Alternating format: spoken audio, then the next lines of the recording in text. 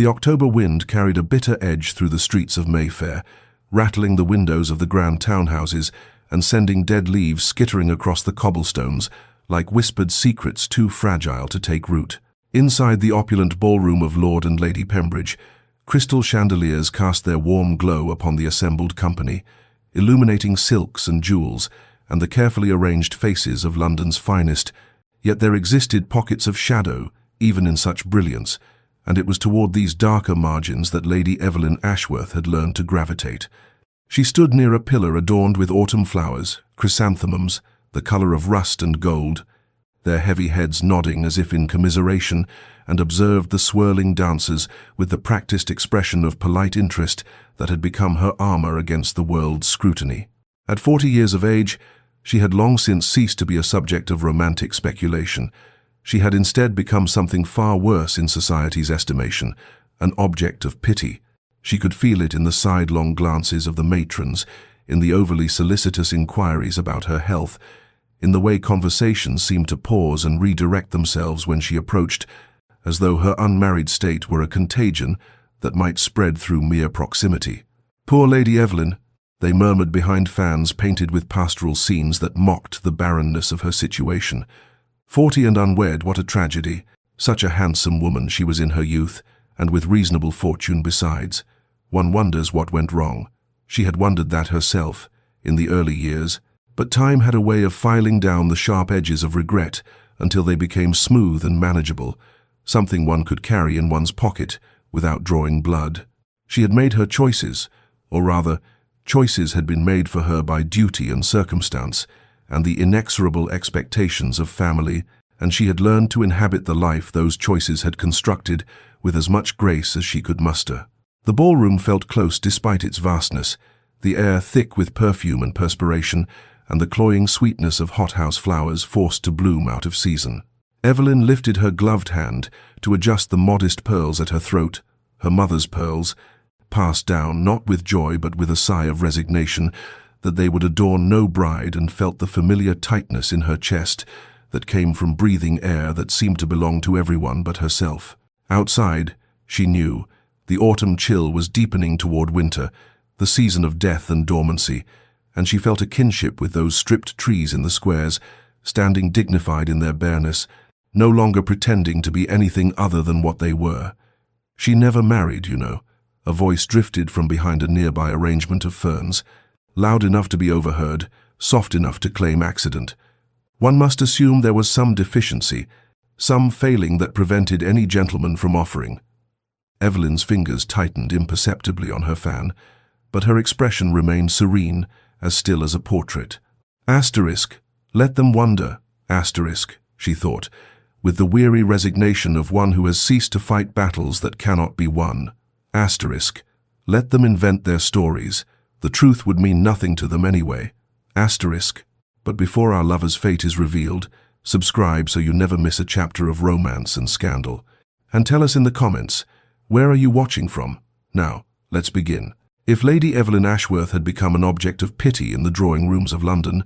then His Grace the Duke of Blackthorn, Marquis Rothwell, had become something altogether different, a mystery, an enigma, a subject of endless speculation that had occupied the gossips of the Tun for 15 years without resolution. He stood now near the terrace doors of the Pembridge ballroom, a figure carved from granite and shadow, his posture so perfectly controlled that he might have been a statue commissioned to represent aristocratic disdain. At 38, he possessed the kind of austere handsomeness that intimidated rather than invited, dark hair silvering slightly at the temples, eyes the color of winter steel, a mouth that seemed to have forgotten the shape of genuine warmth. Ice-cold Blackthorn, they called him, though never to his face, for despite his frigid demeanor he commanded a respect born of ancient title, considerable wealth, and the unsettling impression that he could see through social pretense to the calculating hearts beneath. For 15 years, since assuming his title at 23 upon his father's unexpected death, he had refused every matrimonial overture with a consistency that had progressed from surprising to scandalous to simply expected. The ambitious mammas had long since ceased thrusting their daughters into his path. The matchmaking hostesses no longer seated eligible young ladies beside him at dinner. Even the most determined fortune hunters had accepted that the Duke of Blackthorn was simply not to be caught. Society had invented countless theories to explain his obdurate bachelorhood, that he harbored unnatural preferences, that he had taken a secret vow, that he was incapable of human feeling, that his heart had been damaged by some unnamed tragedy in his youth, that he considered himself too superior for any woman in England. The truth, which no one suspected because it was both too simple and too extraordinary, was that his heart had been given completely and irrevocably in a single summer afternoon 15 years ago, and he had never sought to reclaim it. He attended society functions with the regularity expected of his position, but without any appearance of pleasure, moving through ballrooms like a spectre, dancing when duty demanded it, conversing with impeccable politeness that nevertheless conveyed absolute disinterest in deepening any acquaintance. Hostesses invited him because his presence lent consequence to their gatherings, but no one expected him to enjoy himself, and he never disappointed those low expectations. Tonight, however, something had shifted in his carefully maintained composure, though the change was so subtle that even the most acute observers failed to notice it. His attention, which typically drifted over the assembled company with democratic indifference, had fixed itself upon a particular point in the ballroom, a woman in dove-grey silk, standing beside a pillar of chrysanthemums, her posture conveying a dignity that society mistook for resignation. Marquis's hand tightened imperceptibly on the glass of wine he held, and something flickered in those winter eyes, something that might have been recognition or longing, or the kind of pain that has been carried so long it has become indistinguishable from identity itself. He watched as Lady Evelyn Ashworth adjusted the pearls at her throat, watched as she maintained her composure in the face of whispers she undoubtedly heard,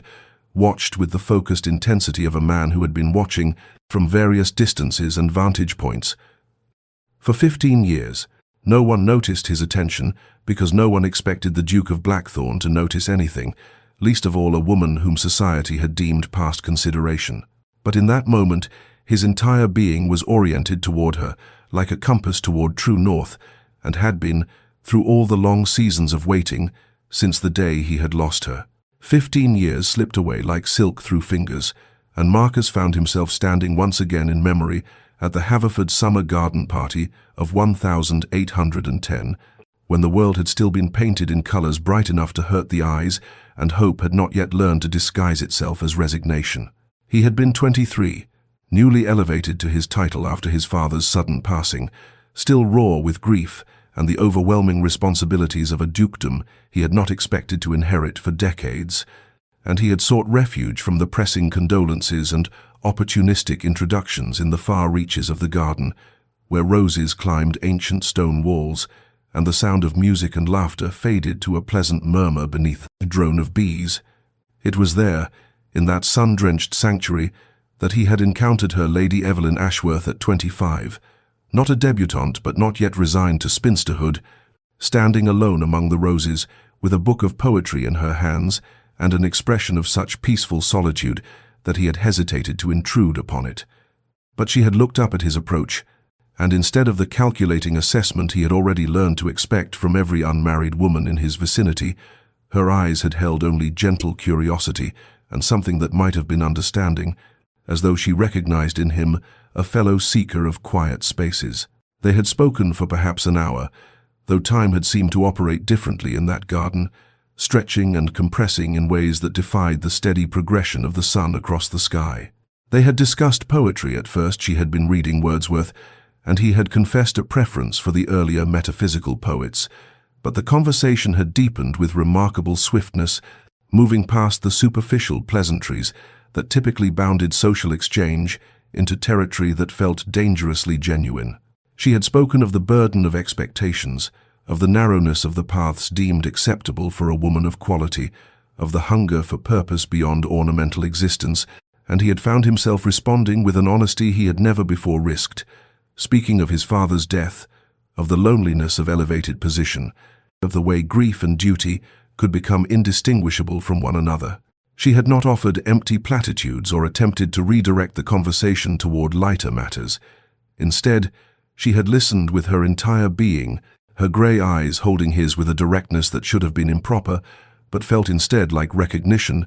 as though some essential part of himself that he had thought invisible was being seen and acknowledged for the first time. He had been reaching for her hand. He could still remember the exact angle of afternoon light that gilded her skin,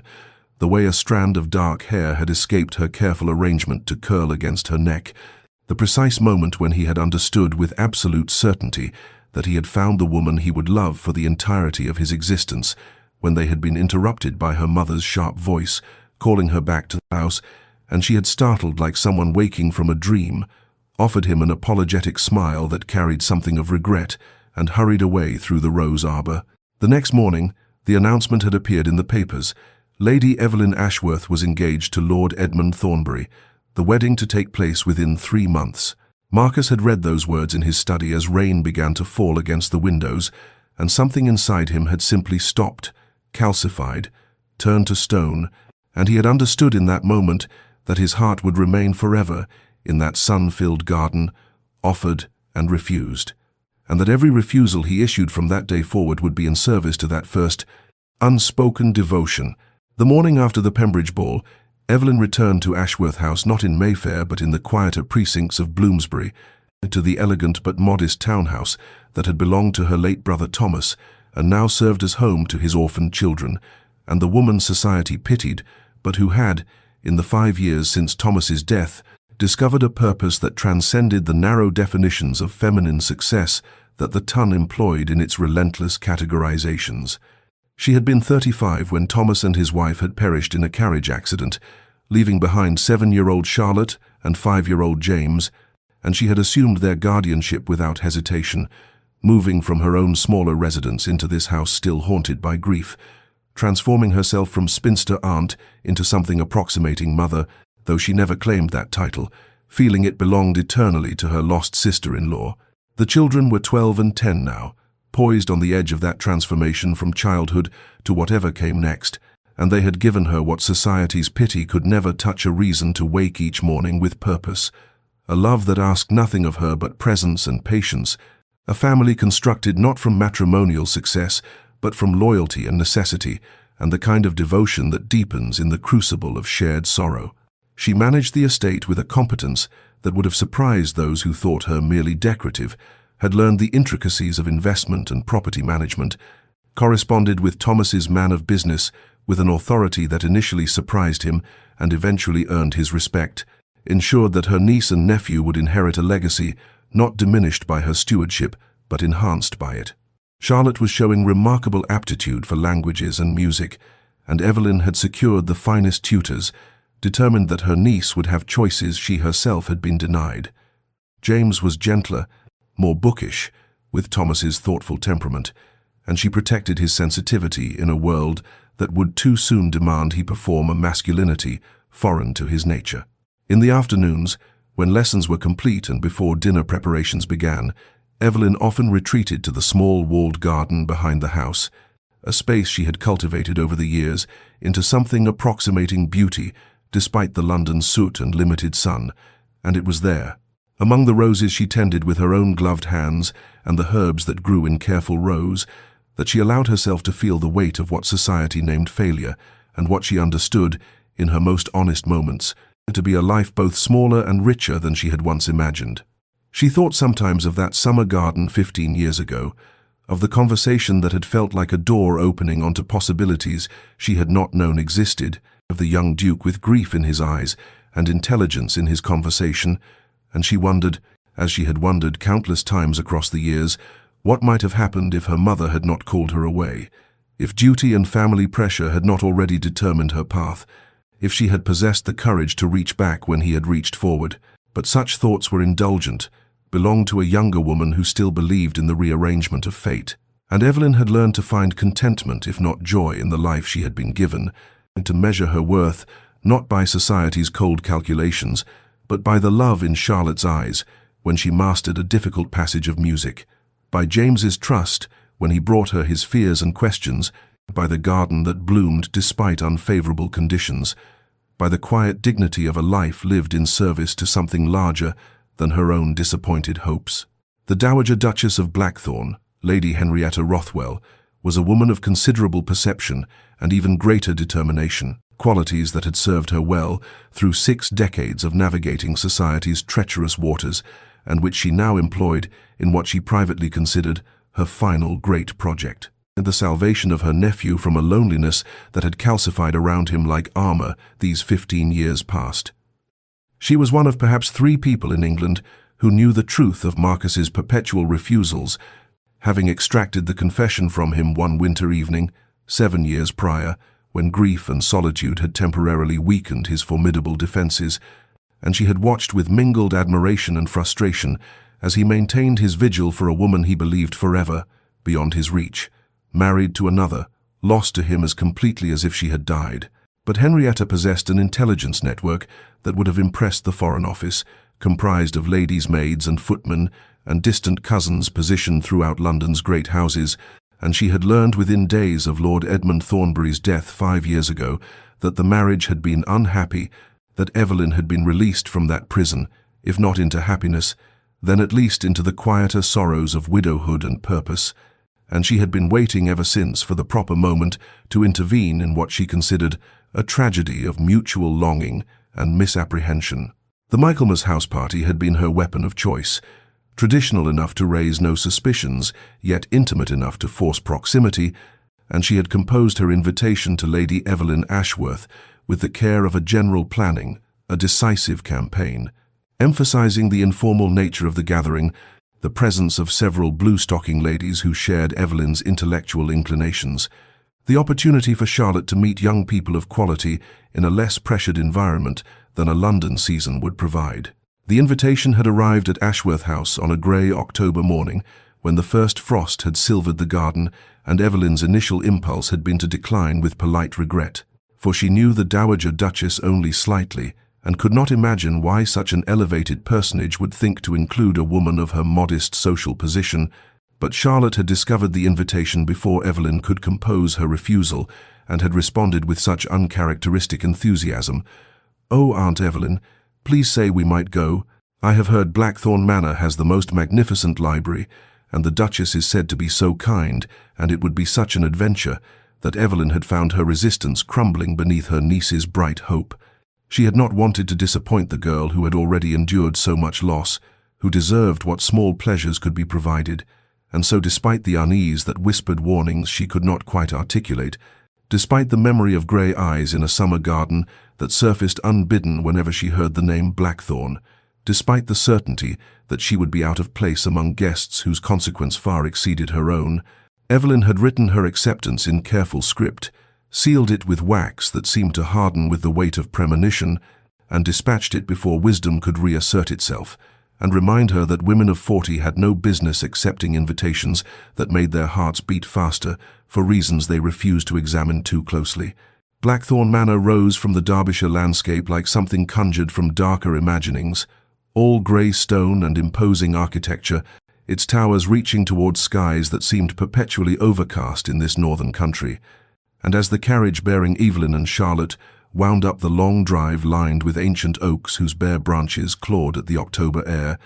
Evelyn felt her breath catch with something between apprehension and a recognition she could not name, as though the house itself were a physical manifestation of the man who inhabited it, formidable, solitary, built to withstand sieges, both literal and metaphorical. Charlotte pressed her face to the carriage window with undisguised excitement,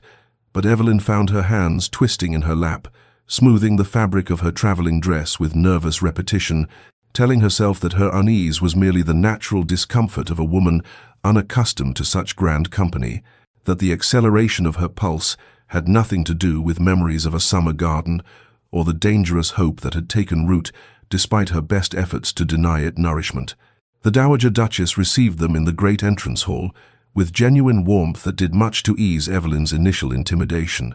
but it was the figure standing slightly behind his aunt, tall and still as carved marble, that drew Evelyn's gaze with magnetic inevitability.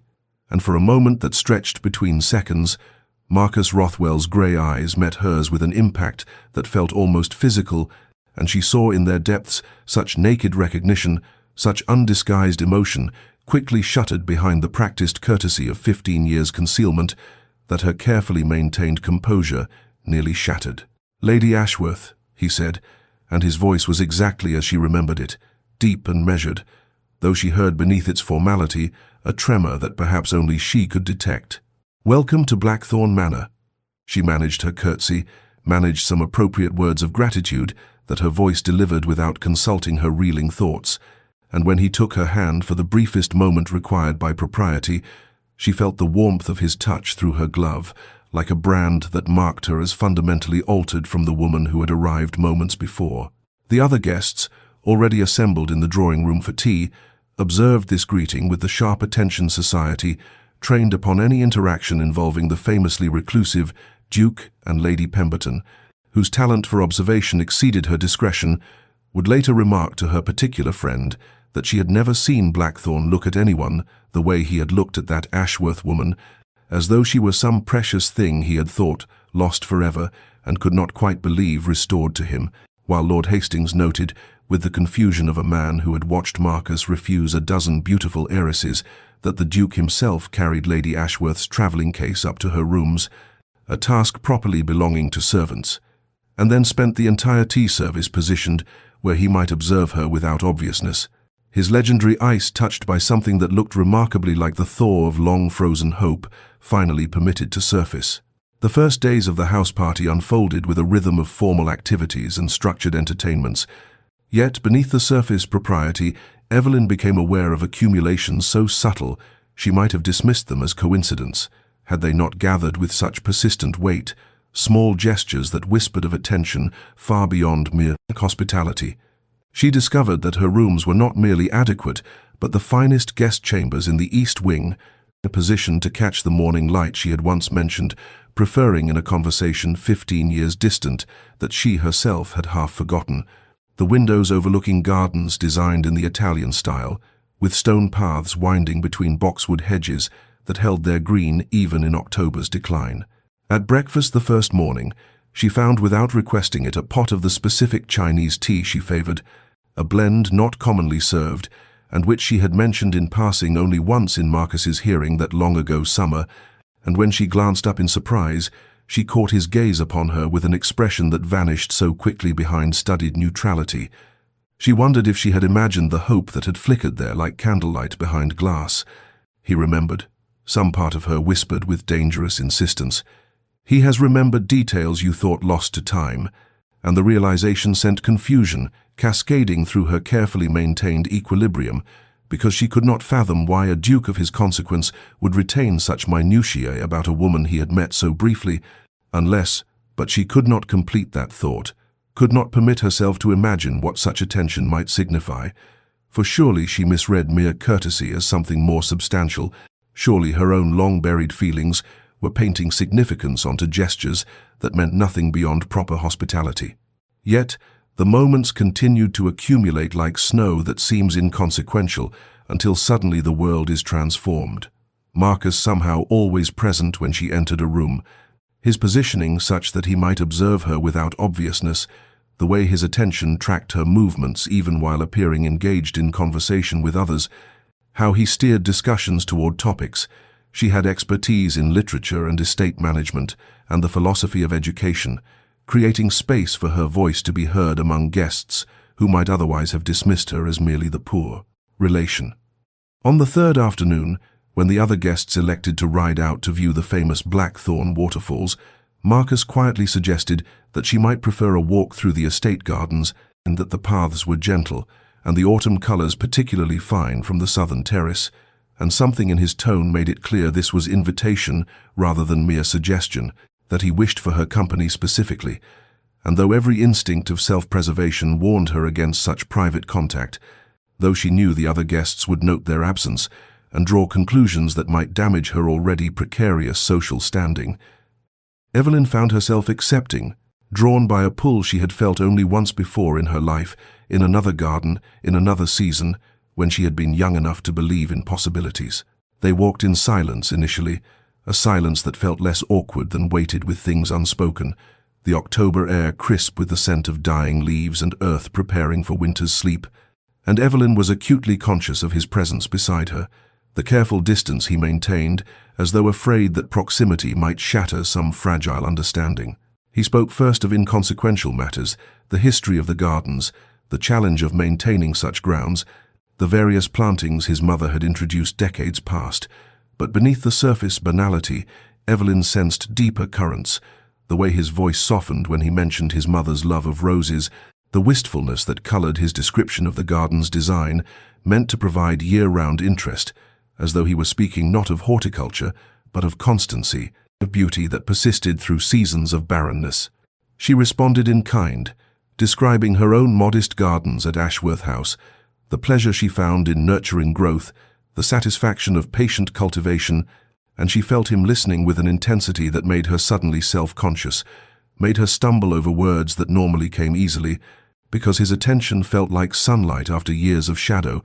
and she did not know what to do with such focused regard. They paused beside a stone fountain where water still played despite the advancing cold, and Marcus turned to face her with an expression that held such barely restrained emotion that her breath caught, and for a moment she thought he would speak something of consequence, would give voice to the questions that hummed between them, like the fountain's music. But then footsteps sounded on the gravel path and other guests appeared, and whatever he had been about to say was lost, shuttered behind the courteous mask he wore for the world, leaving Evelyn with the aching certainty that she had been on the cusp of understanding something that might alter everything, and with the confused recognition that her heart, which she had believed safely dormant, and had somehow awakened without her permission, and now beat with rhythms she had thought forever, beyond her capacity to feel. The evening gathering assembled in the grand drawing-room, where candlelight flickered against damask walls and cast shadows that softened the formal severity of ancestral portraits. The guests arranged in clusters of conversation that held the peculiar quality of performance that characterized society interactions, each person aware of being observed, even as they observed others, and it was Lord Pemberton who introduced the topic that would unsettle the careful equilibrium Marcus had maintained throughout the house party, saying with the thoughtless jocularity of a man well pleased with wine and his own wit, "Blackthorn, we were discussing your legendary refusals, 15 years of them, is it not? Lady Pemberton insists you must have impossible standards, that no woman born could meet your requirements for perfection." The comment drew laughter from several quarters, the easy amusement of those who did not perceive the cruelty embedded in such observation, and Evelyn, positioned near the pianoforte where Charlotte had been playing earlier, felt her attention sharpen on Marcus with sudden protective instinct, saw the almost imperceptible tension that entered his shoulders, the way his hand tightened fractionally on the brandy glass he held, the careful neutrality that descended over features she was learning to read for their subtle variations. "Perhaps," Lady Pemberton added with the archness she mistook for charm, "the Duke awaits some mythical creature of perfection who exists only in imagination, a lady of impossible beauty and accomplishment who will never materialize, leaving our dear Blackthorn eternally disappointed by we mere mortals." Marcus's response came with measured civility that concealed whatever he truly felt. "Perhaps I simply value constancy over novelty, Lady Pemberton, and prefer to wait for what matters rather than settle for what merely suffices." And though his tone remained courteous, Evelyn caught the edge beneath the words, the suggestion of depths these guests could not perceive, and she found herself wondering what constancy he spoke of, what it was he waited for with such patience that society interpreted as cold rejection. The conversation moved onward, as conversations do, turning to other gossip and observations, but Evelyn remained disturbed by what she had witnessed, by the discomfort Marcus had tried to hide, by the sudden conviction that his 15 years of refusals carried significance these people could not fathom, that behind his legendary coldness lay something far more complex than mere fastidiousness or impossible standards. She excused herself early, claiming fatigue though she felt anything but tired, her mind too active with questions that multiplied like shadows, and she sought refuge in the library where she had noticed earlier, a collection that included several volumes she had long wished to read, thinking that losing herself in literature might quiet the confusion that had plagued her since arriving at Blackthorn Manor. The library occupied the west wing, a room of generous proportions lined floor to ceiling with books whose leather spines gleamed in lamplight, and she was examining a particularly fine edition of poetry when footsteps sounded behind her and Marcus's voice, quiet and somehow tentative in a way his public persona never allowed, said, "I hope I am not intruding. I often come here in the evenings, but I can leave if you prefer solitude." She turned to find him standing in the doorway with an uncertainty that seemed at odds with his usual assurance, and something in that vulnerability made her bold enough to say, "Please, stay, it is your library after all, and I confess I would welcome company that does not dissect one's character for entertainment." He stepped into the room fully then, and she saw relief cross his features like sunlight breaking through clouds, and he said, "They do not mean harm. Most of them, they simply cannot conceive that some choices arise from conviction rather than caprice," and there was in his voice such quiet weariness that she felt her heart contract with sympathy. "What conviction?" she asked, the question emerging before discretion could prevent it, and for a long moment he simply looked at her with those grey eyes that seemed to hold winter storms and summer skies in equal measure, and she thought he would retreat behind formality, would deflect as he had deflected Lord Pemberton's intrusive humour, but instead he said, "The conviction that some things are worth waiting for, that constancy has value even when the world names it foolishness." And though his words remained oblique, Evelyn felt their weight settle around her like a cloak, both frightening and strangely comforting, as though she stood on the threshold of understanding something that might alter everything she had believed about her life and its limitations. The morning after the library encounter brought grey skies that pressed low over Blackthorn Manor, the kind of weather that seemed to mirror Evelyn's internal state of confusion and dawning awareness,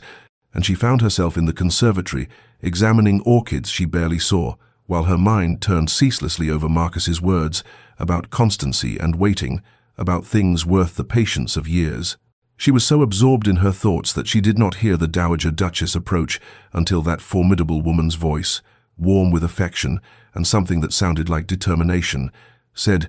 "My dear Lady Evelyn, I wonder if you might spare me a moment. There is a matter I feel compelled to discuss,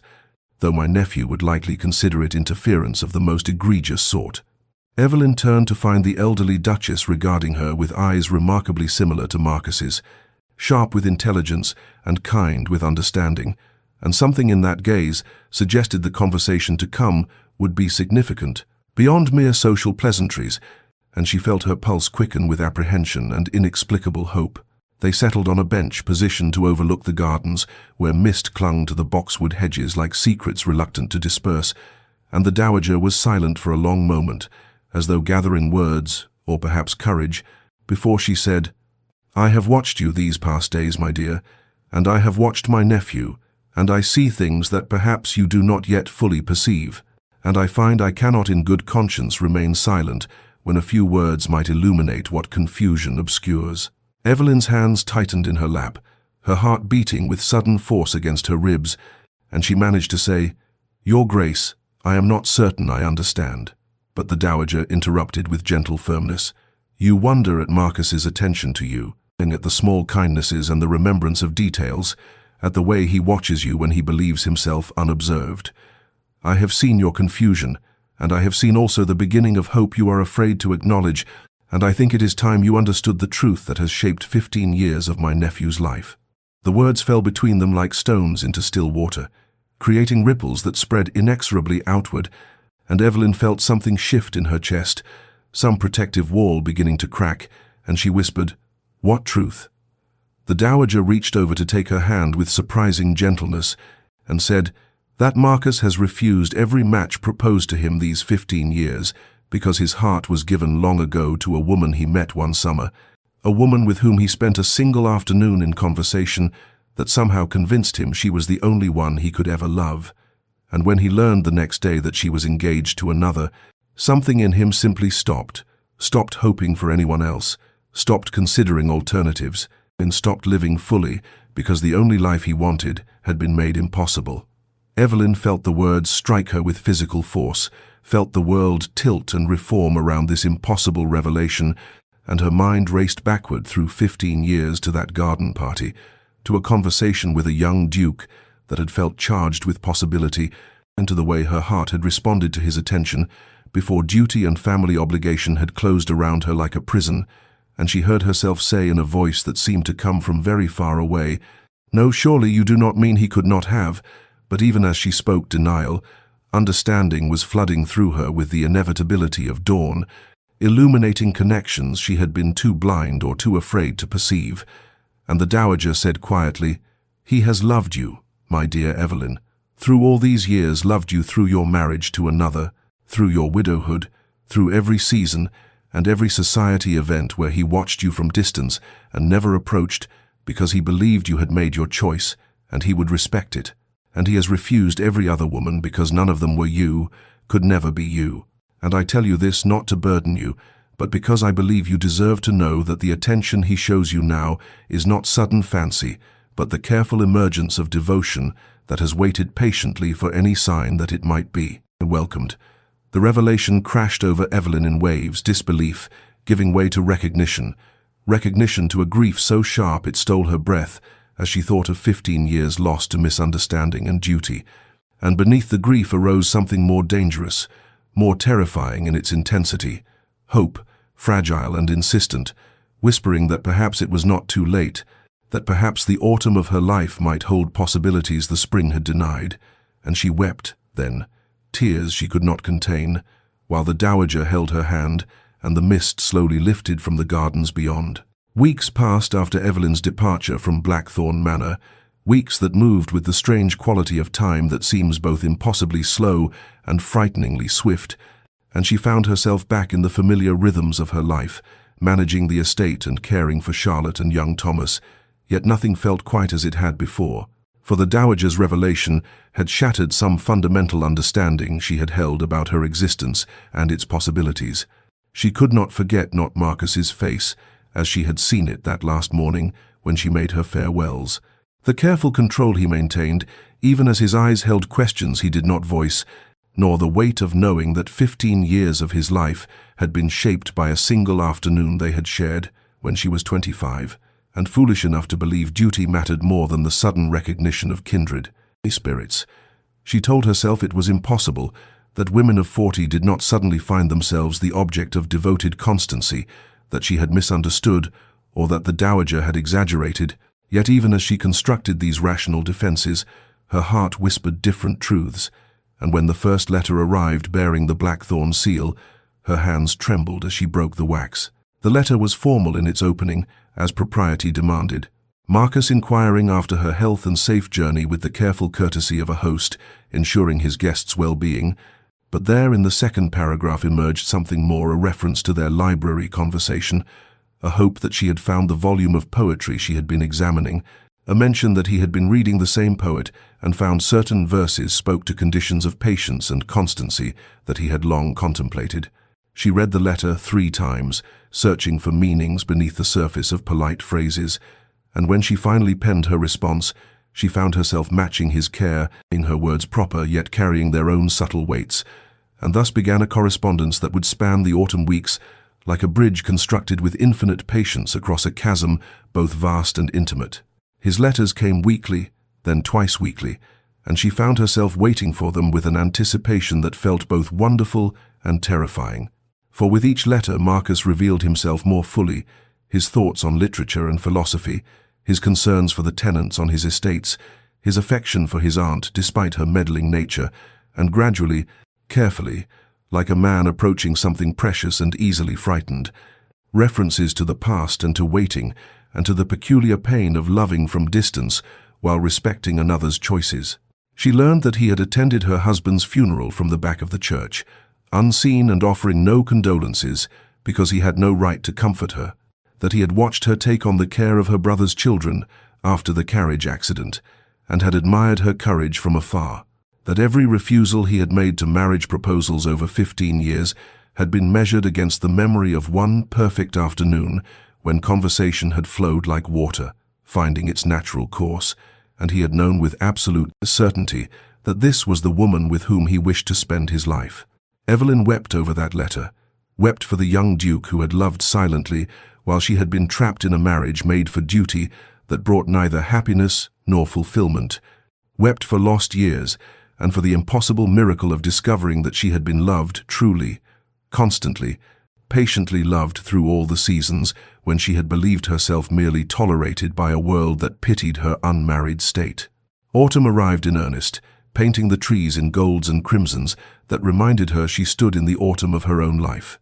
And yet the season brought not the chill of endings, but an unexpected warmth, for Marquis's letters continued, and her responses grew less guarded, and she began to allow herself the dangerous luxury of hope, began to wonder whether it might not be too late after all, whether life might yet hold chapters she had believed forever closed, whether a woman of 40 might dare to reach for happiness she had thought belonged only to the young and fortunate. Marquis's letter requesting permission to visit came in late October, when the estate gardens had turned to bronze and gold, and though the formal language spoke of wishing to pay his respects and see how she fared after their correspondence, Evelyn understood the true question beneath the words. Might he come to know the life she had built, the children who had become her purpose, the woman she had become through years of quiet duty and private sorrow? She granted permission with hands that trembled slightly as she penned the acceptance, and when his carriage arrived 3 days later, she watched from an upper window as he emerged, tall and composed in his dark traveling coat, and felt her heart perform that same peculiar leap it had managed 15 years ago in a garden that now seemed to belong to a different lifetime entirely. Charlotte and Thomas had been told that the Duke of Blackthorn would be visiting, and while Charlotte at 15 understood something of the significance and watched her aunt with knowing eyes that held barely suppressed delight, Thomas at 12 cared only that a duke was impressive and might have stories of London, and perhaps know something of horses, and Evelyn loved them both fiercely in that moment for being exactly themselves without artifice or calculation. Marquis's meeting with the children revealed dimensions of his character that letters, however intimate their revelations, could not fully capture. He listened to Thomas's enthusiastic discourse on the new colt in the stables with genuine interest rather than polite tolerance, asked questions that demonstrated actual knowledge and curiosity, and when Charlotte shyly presented a watercolor she had painted of the estate gardens, he examined it with a care that brought color to the girl's cheeks and made Evelyn's throat tight with emotion, for here was a man who understood that kindness to those she loved was the surest path to her own heart. The first 2 days of his visit passed in a gentle rhythm of country life, walks through the estate, where Marquis observed her management with clear respect, meals where conversation flowed easily between the 4 of them, evenings in the drawing room where Thomas read aloud from adventure novels while Charlotte worked on her embroidery, and the adults sat in companionable silence that felt more intimate than any declaration. Then on the 3rd night Thomas woke with fever, the sudden violent fever that strikes terror into any guardian's heart, and Evelyn spent the dark hours sponging his burning forehead and whispering prayers, while the household physician was summoned and pronounced it likely an ague that must run its course. And when she emerged, grey-faced, from the sick room at dawn, she found Marquis waiting in the corridor, still fully dressed, and he said simply, "Tell me what you need," and something in her chest that had been holding itself rigid for 15 years quietly broke open. He stayed, not retreating to London as propriety might have suggested, not maintaining polite distance as a formal suitor might, but staying through the crisis with a steadiness that proved devotion more eloquently than any poetry. And in the quiet hours of the sick room where they took turns sitting with Thomas while the boy's fever raged and broke and raged again, Evelyn discovered the deepest truth of Marquis's character in small gestures, the gentleness with which he helped lift Thomas to take water, the way he read to the boy in his careful deep voice when delirium made Thomas fearful, the fact that he never once suggested his presence was extraordinary or required gratitude, simply existed as a steady presence in the crisis, as though there were nowhere else he would rather be. And Evelyn understood then that constancy was not merely waiting, but the choice to remain present in difficulty, to offer strength without expectation of return, and to love, not just in imagined futures, but in the mundane and frightening present where real life was actually lived. Thomas's fever broke on the 4th morning, with the gentleness of dawn light spreading across a landscape, and when the physician pronounced him past the crisis and needing only rest and nourishment to recover fully, Evelyn felt something release in her chest that had been wound tight with fear, and she stood at the sick-room window watching the pale November sun touch the frost-covered garden, while behind her Marquis spoke quietly to the boy about how brave he had been and promised to show him a particular trick with the new colt once he was strong enough to walk to the stables. Charlotte had fallen asleep in the chair beside her brother's bed, exhausted from her own vigil, and Marquis lifted the girl with surprising tenderness and carried her to her own chamber, and when he returned, he found Evelyn still at the window, with tears sliding silently down her face. Not tears of grief now, but of overwhelming emotion that had nowhere else to go. The accumulation of fear and relief and gratitude, and something far more dangerous that she had been holding back through all the crisis hours. He came to stand beside her without touching, his presence solid and warm, and after a long moment of silence he said quietly, "I have spent 15 years waiting, Evelyn. 15 years in which I might have married another and built a different life. And there were times when I questioned whether I was being foolish, whether devotion to a memory was simply another form of cowardice, whether I was using that single afternoon as an excuse to avoid the risks of real connection." And she turned to look at him then, seeing the lines that time had etched around his eyes, the silver threading his dark hair, the face that had become distinguished rather than merely handsome, and he continued, "But these past days, watching you with Thomas and Charlotte, seeing the life you have built from duty and love, understanding the woman you have become through years, I did not share. I know now that waiting was not foolishness, but the only honest choice I could have made, because love is not merely feeling but recognition, and I recognized you 15 years ago, as surely as I recognize the sun that rises each morning, and that recognition has never faltered, never dimmed, and never been surpassed by any other woman I have met in all the years between then and now." His words broke something open in her that had been sealed since the morning 15 years ago when she had accepted another man's proposal because her father had said it was a good match and her duty was clear, and she wept. Then not quietly, but with the full force of grief for time lost, and for the young woman who had made a choice she thought was right, and had paid for it with years of quiet unhappiness, wept for the constancy she had not known existed until it was revealed to her, wept because at 40 she had believed all chances for genuine love had passed her by, and yet here stood a man who had waited through 15 years of refusals and loneliness because he had recognized in her something worth waiting for. And when Marquis finally touched her, his hand gentle on her shoulder, she turned into his embrace and let herself be held while the November sun climbed higher. And somewhere in the house, the sounds of morning routine continued, and Thomas slept peacefully in his bed, and the world went on turning. But here in this quiet room, two people who had been waiting for 15 years finally allowed themselves to acknowledge that the waiting might be reaching its end. When she could finally speak through the subsiding tears, Evelyn pulled back slightly from Marcus's embrace, her hands trembling as she wiped at her wet cheeks with a gesture that held something almost apologetic, as though she had committed some breach of propriety by allowing him to witness the fullness of her grief and confusion, and she said in a voice still thick with emotion, "You must understand 15 years ago, when my father told me that Lord Ashworth had made an offer, I was 25 and already considered nearly on the shelf, and my father's investments had failed, and my younger sisters needed dowries, and Lord Ashworth was wealthy and respectable and willing to overlook my advanced age." And Marquis remained very still, listening with an intensity that made her feel truly heard, perhaps for the first time in her life, and she continued, "I thought of you of that afternoon in the garden, and of the conversation we had shared about poetry and philosophy, and all the things that mattered to me that no one else seemed to care about. And I told myself I was being foolish, that a single conversation with a gentleman I barely knew could not be grounds for refusing a practical match, that duty and family obligation mattered more than the peculiar recognition I had felt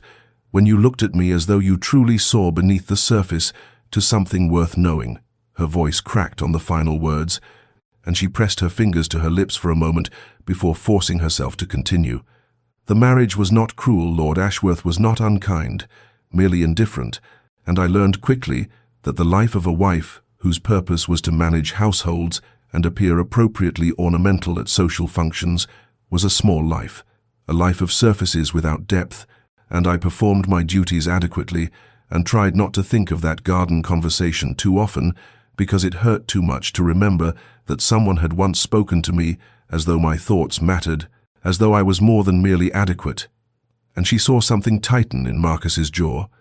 a flash of anger not at her but at the waste and sorrow of it all, and she pressed on, because now that she had begun this confession, she needed to finish it, needed him to understand why she had believed herself unworthy of the devotion he had revealed. "When Lord Ashworth died after 5 years of marriage, I felt guilty that my primary emotion was relief rather than grief, And when I came to manage my brother's estate after his death and care for Charlotte and Thomas, I found purpose finally in being needed rather than merely ornamental. But I truly believed, Marquis, that whatever capacity I might have had for the kind of love that poetry speaks of had been worn away by years of performing duty without joy, that I was too old and too tired and too damaged by compromise to deserve the kind of constancy you have shown, that if you knew the truth of my first marriage and my relief at its ending, you would understand that I am not the woman you remembered from that garden, not worthy of 15 years of waiting and devotion. She looked up at him then, with eyes still swimming with tears, searching his face for the disappointment or disillusionment she feared she would find, and instead saw only a tenderness so profound it made her breath catch, and he raised his hand to cup her cheek with infinite gentleness, and said in a voice rough with emotion, "You have always been worthy, Evelyn, not because of what you have endured or despite it, but simply because you are yourself, and that self is what I recognized 15 years ago, and what I recognize now, and nothing you have told me diminishes that recognition or my certainty that waiting for you was the only choice I could have made." Tay. The news of the Duke of Blackthorn's marked attentions toward Lady Evelyn Ashworth spread through London society, with the speed and venom of poison seeping through clear water, and within a fortnight of Marquis's return to town, for he had stayed at her estate for 3 weeks, following Thomas's recovery, before duty demanded his presence at Parliament, the drawing-rooms and ballrooms hummed with speculation that ranged from the merely curious to the deliberately cruel. Evelyn heard the whispers, even when they were not intended for her ears, caught the phrases "past her prime" and "desperate maneuver," and whatever could his Grace be thinking, delivered with the sort of false sympathy that masked genuine malice, and though she had endured years of being society's object of pity as the fading spinster who managed her brother's estate, there was something far more cutting about being discussed as a schemer who had somehow trapped the most eligible bachelor in England through means that must certainly be calculated, since they could not possibly be based on genuine regard. Lady Pemberton, who had thrown 3 daughters at Marquis over the years with increasing desperation, remarked loudly at a musicale that it was extraordinary what some women would do to secure a title. And though she did not name Evelyn directly, the pointed glances in her direction left no doubt as to her target, and Mrs. Hartwick, whose own marriage to a wealthy merchant had never quite erased the taint of her family's financial difficulties,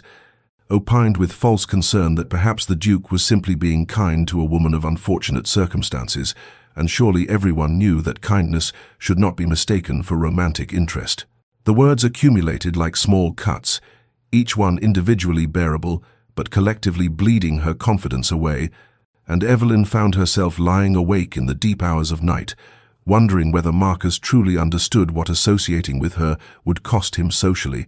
whether his constancy was based on a memory that did not account for the reality of what she had become, a woman of 40, with no fortune, no exceptional beauty, no connections that would enhance his standing,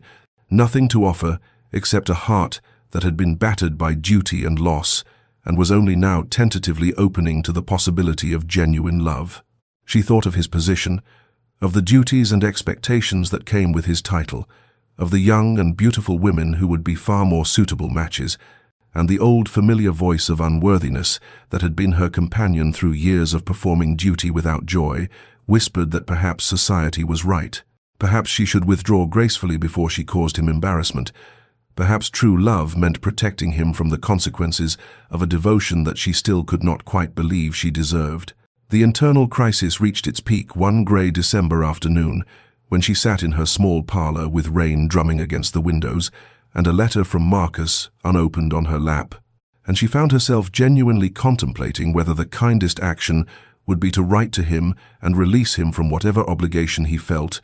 to tell him that she understood his compassion, but could not in good conscience allow him to sacrifice his reputation and social standing for a woman whom society had already judged and found wanting,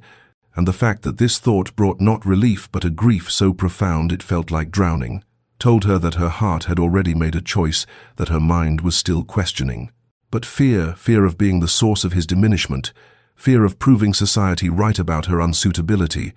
fear of not being enough, kept her frozen in that parlour chair, while the rain continued its relentless rhythm and the unopened letter seemed to grow heavier with each passing moment. Marcus learned of the vicious gossip circulating about Evelyn through his aunt, the Dowager Duchess, who appeared at his London residence on a cold December morning with an expression of such righteous fury that he knew immediately something had transpired that demanded his attention, and when she recounted the commentary she had overheard at Lady Pemberton's card party the previous evening,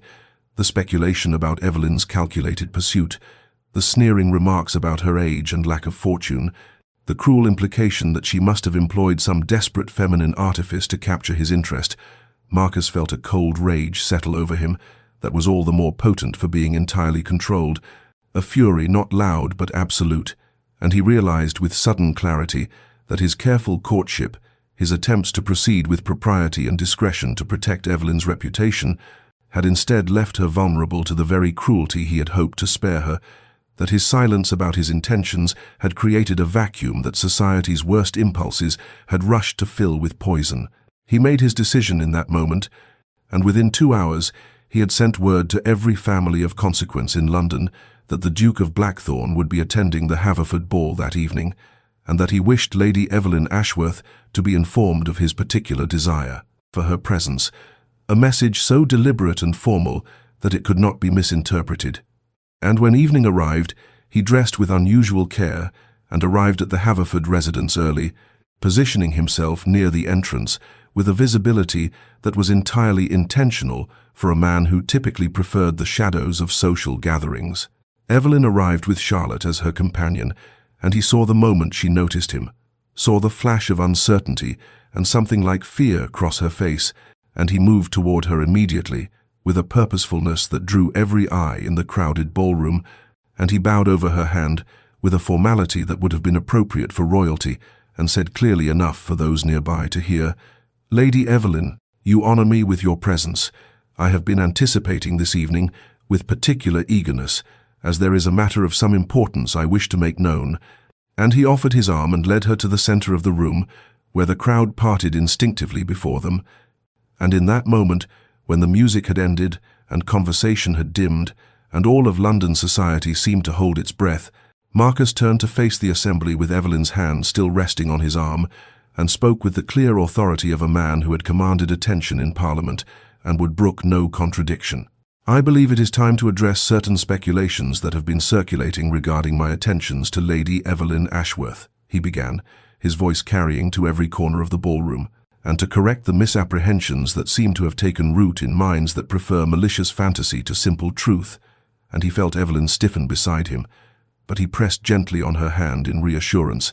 and continued, "For 15 years I have refused every match proposed to me, and society in its wisdom has attributed this to pride, to impossible standards, to eccentricity or coldness of temperament,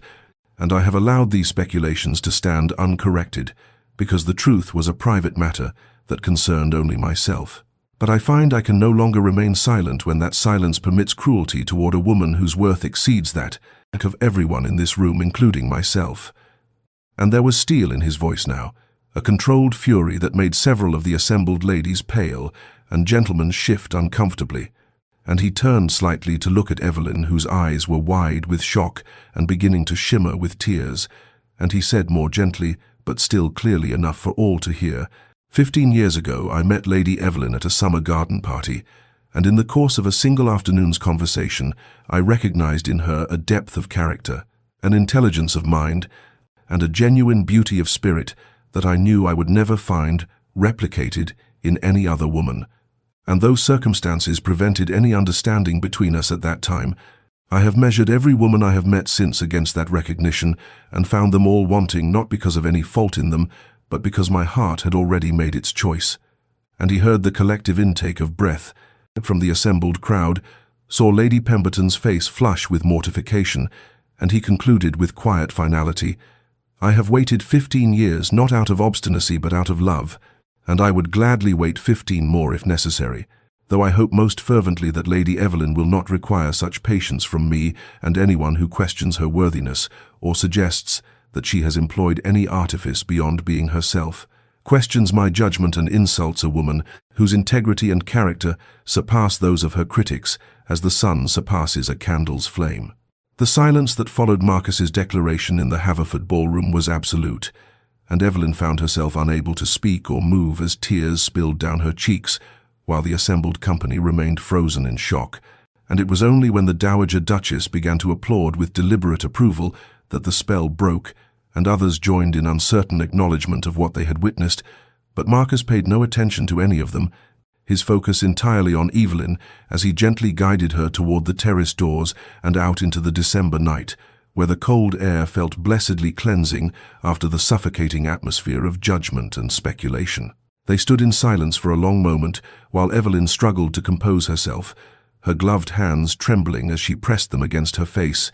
and Marcus waited with the patience that had characterized 15 years of his life, until finally she lowered her hands and looked at him with eyes that held wonder and disbelief, and a fragile hope that seemed almost painful in its tentative emergence, and she whispered, "You should not have spoken, so you have made yourself vulnerable to society's censure on my behalf." But he smiled slightly and replied, "I have never cared for society's censure, only for its cruelty toward you, and that I will not tolerate." And then his expression grew serious, and he said quietly, "Evelyn, I realize that this is neither the time nor the place I would have chosen, but I find I cannot wait any longer to ask you a question that has lived in my heart for 15 years. And before she could respond, he continued, "Will you come with me, not now, not tonight, but tomorrow? There is a place I wish to take you, where we can speak without an audience, where I can ask you properly what I should have asked 15 years ago had circumstances permitted." The following afternoon found them traveling in Marcus's carriage through countryside that had grown familiar to Evelyn. Over the past months, and when they turned onto the drive leading to Havenbrook House, the estate where that fateful summer garden party had taken place 15 years prior, she understood with a clarity that stole her breath what he intended, and her heart began to race with an anticipation that felt both terrifying and inevitable. The house itself was closed for winter, its owners in London for the season, but Marcus had obtained permission to visit the grounds,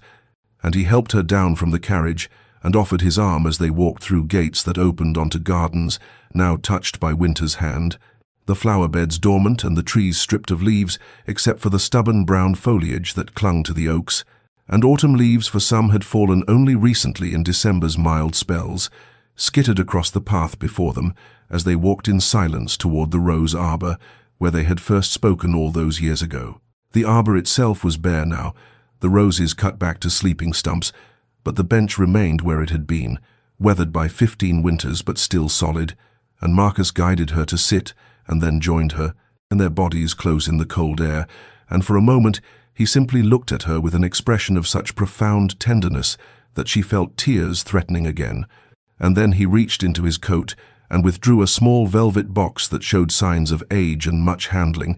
and he opened it to reveal a ring, a sapphire surrounded by small diamonds, elegant and understated and clearly chosen with care long ago, and he said quietly, "I purchased this 16 years ago, before I ever met you, thinking someday I would find the woman I wished to marry, and then I met you, and knew I had bought it for you, though I did not know it at the time, and I have carried it with me ever since that day, through 15 years of waiting, through every refused proposal and every speculation about my intentions, because I knew that if I ever had the chance to offer it to you, I wanted to be ready. I wanted to be able to say that I had held on to this symbol of my commitment through all the years that separated us." He took her left hand in his, and she felt the trembling in his fingers that matched her own, and he said with simple directness that held more weight than any flowery speech, "Evelyn Ashworth, you are the only woman I have ever loved, the only woman I will ever love, and I am asking you not out of obligation or pity or any sentiment other than the absolute certainty that my life is only complete when you are in it. Will you marry me? Will you allow me the honor and joy of spending whatever years remain to us, proving every day that you are cherished and valued and loved beyond measure?" And Evelyn, who had spent so many years believing she was unworthy of such devotion, found that the answer rose from somewhere deep within her that had never stopped hoping despite all evidence to the contrary, and she said through tears that were now tears of joy rather than sorrow, "Yes, yes, Marcus, I will marry you." And as he slipped the ring onto her finger where it fit, as though it had been made for her alone, the winter sun broke through the clouds overhead, and illuminated the dormant garden with unexpected warmth, and she thought that perhaps life was like these gardens, seeming dead in winter, but holding beneath the surface all the promise of spring's eventual return. Months passed, and the winter that had witnessed their engagement softened into early spring, and with the changing season came the gradual transformation of their private understanding into public reality through the countless details that comprised wedding preparations, though Evelyn found herself perpetually startled by how different this process felt from her first engagement 15 years prior. Then she had been swept along by her family's ambitions and societal expectations, her own desires secondary to duty, but now every decision was made together with Marquis, every choice reflecting their shared vision of a life built on genuine partnership rather than social performance. The guest list became an exercise in distinguishing between those who had remained kind during the difficult months of gossip and those who had contributed to the cruelty, and Marquis demonstrated a ruthless clarity in his determinations that made Evelyn laugh despite herself when he crossed out name after name with decisive strokes of his pen, saying with dry humour, "Lady Pemberton need not trouble herself to witness our happiness after she took such pleasure in questioning your worthiness." And she marvelled at how protected she felt, how cherished. This man who had waited 15 years now dedicating himself to ensuring that every aspect of their wedding reflected the honour he believed she deserved. They spent hours together in the planning, small domestic moments that revealed their compatibility in ways grand gestures. Never could Marquis, discovering that Evelyn preferred simple wildflowers to elaborate hothouse arrangements, and immediately instructing the gardeners at Blackthorn Manor to cultivate meadow gardens for the ceremony, Evelyn learning that Marquis had a quiet passion for poetry and selecting readings for the service that spoke to themes of patience and enduring devotion, both of them finding joy in these small revelations and in the gradual weaving together of their separate lives into a shared tapestry. Charlotte and young Thomas, Evelyn's niece and nephew, were delighted by the developments and threw themselves into preparations with enthusiasm that warmed her heart, Charlotte insisting on helping select Evelyn's wedding gown and declaring with the fierce loyalty of youth that her aunt would be the most beautiful bride London had ever seen, regardless of what the spiteful gossips claimed, and Thomas, forming an immediate attachment to Marquis that manifested in constant questions about horses and estate management and the Duke's experiences in Parliament, and Marquis responded to the boy's attention with a patience and genuine interest that showed Evelyn yet another dimension of the man she was to marry. There were moments when the wonder of it all overwhelmed her. She would be examining fabric samples or reviewing menus, and would suddenly have to pause, struck by the realization that this was truly happening, that she was not dreaming, that Marquis Rothwell genuinely wished to marry her and counted himself fortunate in the prospect. And during one such moment Marquis found her standing motionless in the morning room of her estate, with tears streaming down her face, and he immediately came to her with concern until she explained through her tears that these were tears of happiness, that she simply could not quite believe that she was allowed this much joy after so many years of resignation, and he had held her and said quietly, "You are allowed every happiness, Evelyn. You have always deserved far more than life has given you, and I intend to spend the rest of my days attempting to remedy that injustice." The wedding itself was planned for late April, when the Blackthorn Gardens would be at their most beautiful, and as the date approached, Evelyn found herself moving through her days in a state of quiet contentment that felt almost unfamiliar after decades of mere acceptance. And when the morning of her wedding arrived with clear skies and gentle sunshine, she dressed in a gown of ivory silk that Charlotte pronounced perfect, while the girl fussed over the arrangement of wildflowers in Evelyn's hair, and as she prepared to leave for Blackthorn Manor, she caught sight of herself in the mirror and saw not an aging spinster grateful for unexpected rescue, but a woman genuinely loved and choosing love in return, and the distinction made all the difference. The ceremony took place in the chapel at Blackthorn Manor, with only those closest to them in attendance, the Dowager Duchess beaming with satisfaction at having engineered their reunion, Charlotte and Thomas standing as witnesses, a handful of true friends who had remained steadfast during the gossip, and the household staff who had served Marquis faithfully through 15 years of waiting, and who now watched with undisguised emotion as their master finally claimed his happiness. And when Marquis took Evelyn's hand and spoke his vows, with a steady voice that carried absolute conviction, promising to honor and cherish her for all the days of his life. She felt 15 years of sorrow and resignation fall away like a discarded cloak, and when she made her own vows in return, promising to love him with the fullness of a heart that had always been his, though circumstances had kept them apart, she knew she was speaking a truth that transcended the merely ceremonial and touched something eternal. And as they were pronounced husband and wife, and Marquis kissed her with a tenderness that held both reverence and joy, she thought that perhaps some stories required long chapters of separation to make the eventual union all the more precious, all the more deeply appreciated for having been so long deferred. 5 years passed, and spring returned to Blackthorn Manor, as it did every April. But the estate that had once been known for its imposing coldness and austere formality had been transformed into something altogether different. Warmth emanated from every window, where curtains now hung in cheerful colors rather than heavy burgundy. Laughter echoed through corridors that had known decades of silence, and the gardens that Marquis had once walked alone now teemed with life, as children raced along the paths and played among the flower beds that Evelyn had redesigned, to include not only formal plantings but wild corners where imagination could flourish unrestrained. Evelyn herself, now 45 and the Duchess of Blackthorn for 5 years, stood at the window of the morning room watching, as her daughter 4-year-old Catherine, with Marquis's dark hair and her own grey eyes, attempted to teach her younger brother James the proper way to feed the ducks at the ornamental pond, while Charlotte, now 20, and visiting from London, where she had recently become engaged to a respectable young solicitor, supervised with the patient affection of an older sister, and Thomas, 18, and preparing to enter Oxford in the autumn, carried James on his shoulders when the 2-year-old grew tired of walking, and the scene filled Evelyn with a contentment so profound that she sometimes had to pause and simply breathe through the magnitude of it, this life she had been given after so many years of believing herself consigned to loneliness. The invitation had arrived 3 weeks prior, a ball at Haverford House, the same venue where Marquis had made his public declaration 5 years ago,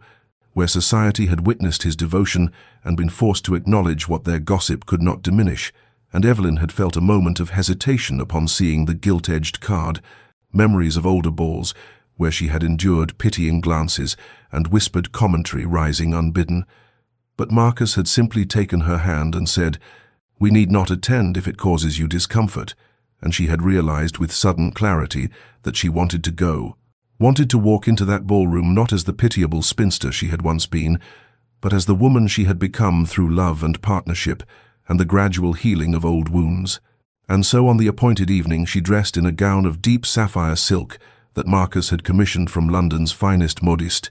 the color chosen to match the ring she still wore and never removed, and when she descended the stairs to find him waiting in the entrance hall, dressed in formal black that emphasized the silver now threading through his dark hair, he looked at her with an expression of such open admiration that she felt beautiful, not because society might deem her so, but because he saw her thus, and his opinion was the only one that had ever truly mattered. They arrived at Haverford House as the ball was well underway, and when they were announced His Grace the Duke of Blackthorn and Her Grace the Duchess, Evelyn felt the familiar hush fall over the nearest guests, but this time the silence held no malice, only curiosity and a certain respect. For the story of the Duke who had waited 15 years had become legend in the 5 years since their marriage, and society had been forced to acknowledge that what they had dismissed as impossible had proven to be simply inevitable, requiring only patience and the courage to claim it when the moment arrived. As they moved through the ballroom, Evelyn found herself comparing this entrance to that ball 5 years ago, when she had walked alone, enduring scrutiny and pity, and the contrast was so stark that she had to press Marquis's arm for reassurance, and he understood immediately, drawing her closer and murmuring, "You are the most remarkable woman in this room, and I am the most fortunate man in it." And she believed him because 5 years of marriage had taught her that Marquis never spoke anything but truth, especially in matters of the heart. The ball concluded near midnight, and they returned to Blackthorn Manor through roads silvered by moonlight, both pleasantly tired from dancing and conversation, and as their carriage rolled up the familiar drive, Evelyn felt Marquis's hand tighten around hers in a gesture that had become their private language, for contentment, for coming home not just to a place but to each other, And when they entered the house, they found the Dowager Duchess still awake in the drawing room despite the late hour, reading by the fire and waiting to hear Catherine recite a poem she had memorized that day. And this simple domestic scene, the grandmother's patience, the child's earnest performance, Marquis's quiet pride as he lifted his daughter onto his knee to listen, struck Evelyn as the truest measure of their transformation. How the man society had called ice-cold now moved through his days with a warmth that radiated from genuine happiness rather than social performance. The daily rhythms they had established over 5 years of marriage revealed a partnership built on mutual respect and deepening affection. Mornings often found them in Marquis's study working together on estate correspondence, Evelyn having proven herself remarkably skilled at managing the various properties and investments that comprised the Blackthorn holdings, her years of running her brother's estate translating seamlessly into Duchess's responsibilities, and Marquis freely acknowledged that the improvements in tenant relations and agricultural yields since their marriage owed everything to her insights and nothing to his previous methods. Afternoons were reserved for the children, both of them believing that parenthood required presence rather than delegation to nurses and governesses. And so they walked the gardens with Catherine and James, read stories, answered endless questions, provided the attentive love that shaped young souls far more effectively than formal instruction ever could. Evenings brought the quiet companionship Evelyn had never experienced in her first marriage.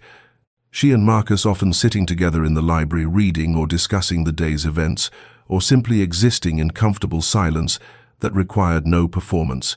And it was during these evening hours that she most acutely felt how profoundly blessed she was. How different this life was from what she had resigned herself to expecting. Marquis himself had been transformed by their union in ways that went beyond the obvious addition of family and domestic warmth. The rigid control that had characterized his bearing during those 15 years of waiting had softened into something more flexible and human. He laughed more readily now, expressed affection without the guardedness that had once made him seem cold to those who did not know him. And while he still maintained the dignity appropriate to his position, he no longer wielded formality as armor against potential hurt,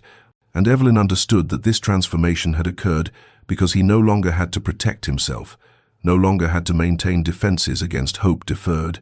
for hope had been fulfilled, and the waiting had ended in exactly the reunion he had believed possible, even when circumstances suggested otherwise. She herself had blossomed in ways she could never have anticipated. The resignation and quiet sorrow that had shadowed her during those years as a pitied spinster had lifted completely, replaced by a confidence that came not from social position, but from being genuinely known and genuinely loved. And she moved through her days now with a lightness that sometimes startled her when she caught sight of herself in mirrors and saw not weariness, but vitality, not mere dignity, but actual joy. One evening in late spring, after the children had been settled for the night and the house had grown quiet around them, Evelyn and Marquis sat together in the small parlor that had become their private retreat, she with her needlework and he with correspondence that required his attention. And the fire burning low in the grate cast gentle shadows across the room, and after a time Marquis set aside his letters and simply watched her with an expression of such profound contentment that she looked up and asked what he was thinking. And he replied quietly, "I was thinking that I would wait another 15 years if necessary to arrive at this moment, this life, this profound peace of having you here beside me." And she set down her needlework and went to him, settling into his embrace with the ease of long practice, and said against his shoulder, "Then it is fortunate that neither of us must wait any longer, for we have already arrived at where we were always meant to be." And they sat thus for a long while as the fire died to embers and the spring night deepened around the house,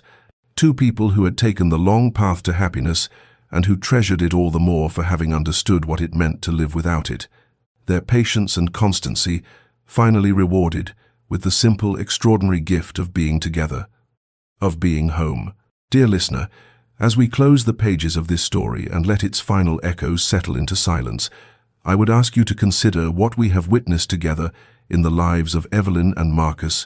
for theirs is not simply a tale of romance recovered or patience rewarded, but rather a profound meditation on the truth that love recognizes no timeline imposed by society, no expiration date stamped upon the human heart by those who measure worth in youth and novelty rather than depth and constancy. How often we are told, are we not, that certain seasons of life must contain certain experiences,